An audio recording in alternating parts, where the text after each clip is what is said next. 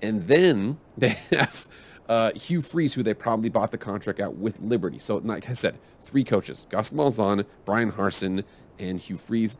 Auburn is currently paying 3 head coaches to not coach where they're supposed to.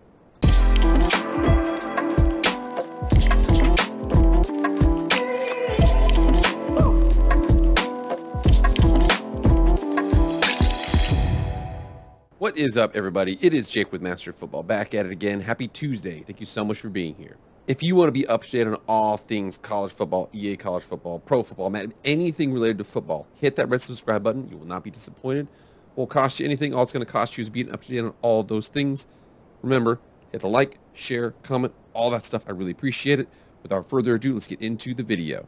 All right, guys, I want to go ahead and take us down memory lane here because I see there's a lot of similarities between the Auburn Tigers and my Las Vegas Raiders. Now, my Las Vegas Raiders, when they had Al Davis towards the end of his life, because ironically, Lane Kiffin actually is going to be included in the story too, because it seemed like you can be simultaneously 2 things. You can be a fan of the team, but also feel like your, how do I say, your support group within that team and or the management structure there has some issues with it. We've already gone through the fact that, they're finding a new athletic director. They just brought one over from Mississippi State. They had to fire one before. They brought in a Brian Harsin, and there's been a whole bunch of crazy stories there. However, you see the fact that you have a very, very passionate group that is kind of holding the whole entity hostage, not unlike Al Davis towards the end. For all of you who don't know, and again, Al Davis, it's weird because he was still a good mind in football. He still knew Lane Kiffin was a good quality offensive play caller. He was very creative in this and that. However, in the NFL, it's more of a management of men and things like that. Did not do that very well. Also, it doesn't help when your boss is an old, decrepit man who literally had to have a overhead projector out there and to describe what he was, have the letter of what he said to him and firing him for cause and this and that. It was absolutely crazy. I see a lot of similarities between Auburn and the last days of Al Davis, because you feel like there's a crazy person, and or in Auburn's cases, crazy people behind the scenes that are holding the rest of the fan base, and notably the rest of the group of fans and team, just the whole community in general, hostage. And this is not a dig at Auburn fans. Now, again, there's a lot of Auburn fans that are going to consider this a dig, but the fact is, the matter is that there is a strange cabal of boosters within Auburn that are a rather unique bunch. I don't even want to get into the whole situation with Brian Harsin. Anybody who knows that whole situation knows it's super slimy. I mean, they went as far as basically he had it one year. He started off, he went 6-7, was not what they wanted to do. They were very close to beating Alabama, couldn't quite pull it out. A lot of people transferred after that first year. A lot of people, I mean, social media was going crazy. All the players who didn't like him were on social media saying stuff. All the players that did like him, a lot of former Boise State players came out here on social media to defend him. There was just accusations being thrown left and right. I do think that part of the fuel behind that fire was the fact that Auburn's boosters, and again, there's a cabal of boosters out there. I don't know who they are. But they are apparently, wackadoodles, to put it professionally. And they do not expect anything less than national championship contention every single season. In fact, we're going to get into that to the future to see. That seems to be a running theme with Auburn, is anytime a coach isn't in national championship contention, they fire him. And there's no such thing as loyalty at Auburn. What have you done for me lately? That's how they operate. However, now, let's make sure we're clear about this. They have gone out, and I believe they've made a solid decision. How they got to that decision, I believe it was absolutely moronic, but they've made a solid decision, and they've hired Hugh Freeze. Here we are on ESPN.com. Auburn hires the best fit, chooses Hugh Freeze as the next coach. This is from Chris Lowe. This was just yesterday here. He has agreed to become Auburn's next football head coach. Auburn administrators, including athletic director John Cohen, met with football staff members earlier in the day to tell them about Freeze's hiring. They were planning to meet with the players at 6 p.m. Eastern Time, and Freeze was scheduled to arrive on campus later Monday evening, a source told ESPN. After a thoughtful, thorough, and well-vetted search, we ended where we started, with Hugh Freeze. Of all the candidates we considered, Hugh was the best fit. Fit has several meanings, but the most important factors were student-athlete development, football strategy, recruiting, and SEC experience. I think there's a big aspect with that across a lot of different programs out there. Do you have experience recruiting in the region? And do you have experience coaching in the region? A big reason why Luke Fickell, big hire out of Wisconsin, was because of that connection with, Ohio State and just that Greater Lakes region, his ability to kind of operate there. Cincinnati, he built the program up, wasn't super solid at Ohio State in a kind of a weird, interim situation. And then now he's going to be going to Wisconsin, where he's going to have some opportunities to be successful there. Freese's contract with Auburn is 6 years at an average of $6.5 million per year. Yeah, that's a source told ESPN's Pete Thamel. He spent 4 seasons at Liberty, where he took the Flames to unprecedented heights. He's widely regarded as one of the top offensive minds in the game. This will be Freese's second head coaching stint in the SEC, as he led Ole Miss's program from 2012 to 2016. Ole Miss, ironically, has Lane Kiffin, who I mentioned earlier, as their current head coach. He decided to stay there. He was the long-rumored coach to be going to Auburn, decided not to. He beat Alabama and Nick Saban during back-to-back seasons in 2014 and 2015, and capped the 2015 campaign with Rebels' first Sugar Bowl victory since 1970. And again, here we have some good words from Hugh Freeze about interim coach Carnell Cadillac Williams. First, I want to acknowledge Cadillac Williams for the incredible job he did as interim head coach. The impact he made is immeasurable and cannot be overstated. Secondly, Auburn is one of the preeminent programs in college football, and I'm very appreciative of President Roberts and John Cohen for this opportunity. I've been fortunate to witness firsthand how special Auburn is during my time as a head coach in the SEC while visiting my daughter Jordan, who attended Auburn and currently lives in the community. I can't wait to work with our student athletes and the Auburn family to bring championships back to the Plains. Now, I said earlier that, again, I don't mind this hire. How I do want to make sure I mention this. How they got to this hire is absolutely bananas. We all know the fact that they bought out Gus Malzahn, the former head coach, his contract this last season, or not this last season, but a couple seasons ago.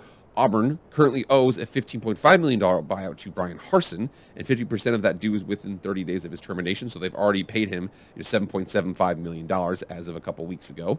And then we see here the fact that this is crazy. So I'm telling you, Liberty right now, in the fact that they are not only a giant university online, they have plenty of money. They also just got a big payday here, because Freeze agreed to a new 8-year deal at Liberty in October with an average salary of just under $5 million annually, making him one of the highest paid group of 5 coaches in the country. Liberty football accomplished several firsts on Freeze's watch, including the first AP national ranking with the program's first wins over ACC school and an SEC school. Thinking about that there. So this is insane, because if you really think about this, Auburn currently is paying 3 head coaches to not coach at the school they were supposed to be at. They paid Gus Malzahn all that money, and again, I don't know whether or not they paid that over the buyout immediately, or if they graduated over a couple of years. Again, don't know that. Brian Harsin, they paid him $7.75 million recently, and they owe him the rest of that $7.75 continuing on here. And then they have Hugh Freeze, who they probably bought the contract out with Liberty. So, like I said, 3 coaches, Gus Malzahn, Brian Harsin, and Hugh Freeze. Auburn is currently paying 3 head coaches to not coach where they're supposed to. I said before, Auburn, Auburn being Auburn men, it's a really interesting program. I don't understand it. I don't like how they got here. I actually don't mind Hugh Freeze as a head coach.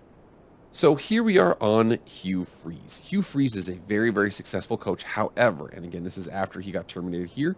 So he has a long laundry list of allegations here. And going through this list of allegations here, a lot of these, unfortunately now, because of NIL, probably aren't that big of a deal. But he was definitely a guy who didn't run exactly the cleanest program when he was there. Hunting on a booster's land to get improper benefits like that. Ole Miss paid for lodging and transportation as recruits. Former staff member knowingly committed recruiting violations. That's not necessarily great. Again, it's kind of like, marijuana laws. Like, even if the laws are unjust, if you willingly break them, that's not a great situation. Boosters having contact with recruits, and again, that's been kind of massaged. Basically, it's not as illegal as it used to be. Impermissible merchandise. Our current Ole Miss coach had illegal contact with a recruit. Booster provided a recruit with money and food. Hugh Freeze violated responsibility legislation. Ole Miss lacked institutional control. That is not a good one. And again, even if that's one of those instances where the allegations aren't necessarily serious, it's not a good look, considering the fact that they're like, hey, man, what's going on over here? And you're like, I don't know. Hugh, that's not a good look for them. And then you see a couple here from last year. Here's our accounting of the 13 initial allegations. 2 former Ole Miss assistants helped fix ACT scores. All right, that's terrible. That's absolutely that's not good at all. Some Ole Miss booster gave a family member $800 in cash in 2014. Again, we see the fact that Bryce Young is getting paid a couple $1 million. Not super serious on this one. A trio of Ole Miss assistants cheated in recruiting 6 players in 2010. I mean, we'll see cheating here. Help provide transportation in summer class. That would aid their availability. Mills were also involved. Okay, and that's not a super serious one. Players got a lot of help with car loans. I mean, if we're talking about NIL, that's not a big deal there. Ole Miss made personalized hype videos for recruits. I could see how that one's getting a little bit more into the cheating territory. Maurice Harris helped link recruits into a booster who was giving them impermissible benefits. Again, right now, not a super serious situation. Failure to monitor charge. Ole Miss suggests is now morphed to a broader allegation of lack of institutional control. Again, same situation here. Not the allegations and the not the allegations, but the violations aren't good. But considering the fact that like you have no idea what's going on, that is not a good situation. I mean, we remember what happened with Art Briles, not really knowing what was going on there. I'm not saying that happened here, but I'm saying that it is not a good precedent to be like, I don't know what's going on with my players. Chris Kiffin was let a player sleep on his couch without demanding $33 in payment for service. All right, that's stupid. That's really dumb. He talked to 2 high school players in an office when he wasn't allowed to. This Chris Kiffin guy looks like he was just jacking things up for them a whole bunch. So yeah, there's plenty of allegations here. Basically, it was just a lot of things that was going on with our dear friend, Mr. Hugh Freeze. Again, really solid head coach, but you know, this is what they're bringing in. Remember, this is the part that I'm definitely not as happy about. I won't say not as happy about, but definitely not as optimistic about, was the fact that a lot of people at Auburn were getting mad at Brian Harsin because of lack of institutional control with his team. Not institutional control in terms of violations, but a lot of people were transferring. There was this social media push for him to prove that he was cheating on his wife with a graduate assistant from Boise State who transferred over to Ole Miss or to Auburn. There's just a lot of weird situations there. But Auburn is one of those programs that thinks that they are next in line for a national championship on a year-to-year basis.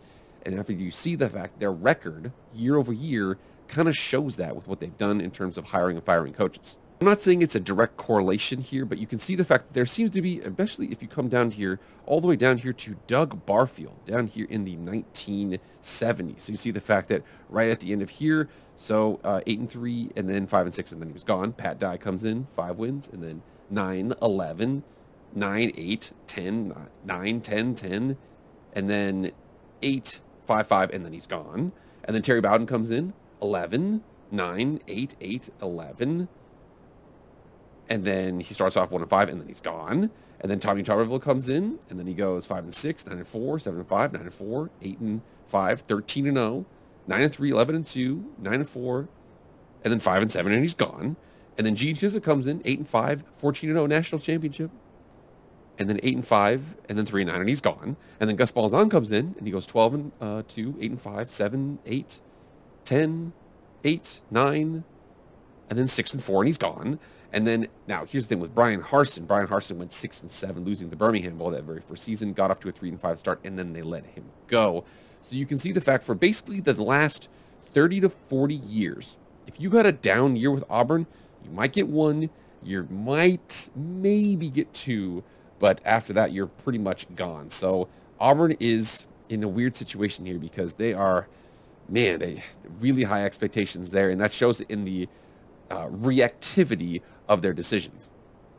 I say all that to say, I hope, just for the sake of competition here, I hope that Hugh Freeze can, do a good job here. But I'm honestly, worst comes to worst, they fire you, you get a big payout, and you just get paid a crap ton of money not to coach somewhere. So that's the worst comes to worst for Hugh Freeze. The great thing about Auburn is that they are absolutely positively 100% willing to throw money any situation to solve it.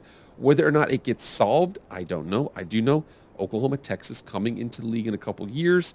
The fact that the SEC West is going to be merging with the SEC East is going to soften up a bit because the SEC West has a lot of really good programs in there. SEC East not as much, although South Carolina, Kentucky, Florida looks like they're trying to get back. I think that there's a lot better teams in the SEC East than we give credit for. Missouri's not great, but they gave Georgia a pretty good game this year. So It's really interesting to see what's going to happen here, but Hugh's going to have his work cut out for him because the SEC is brutal. Texas, Oklahoma is not going to make it any easier. And if you have 1 or 2 down years, you are gone. That is the Auburn way. All right, guys, get in the comments right here. What do you guys think of Hugh Freeze starting at Auburn? Do you like it? Do you not? Do you think he's going to make it? Do you think he's just there for a big payout? Get in the comments right now and let me know. All right, guys, that's it. Thank you so much for being here. Please like, share, comment, subscribe. Do all that stuff. I really appreciate it. That's it for me, guys. I will see you guys later. I am out.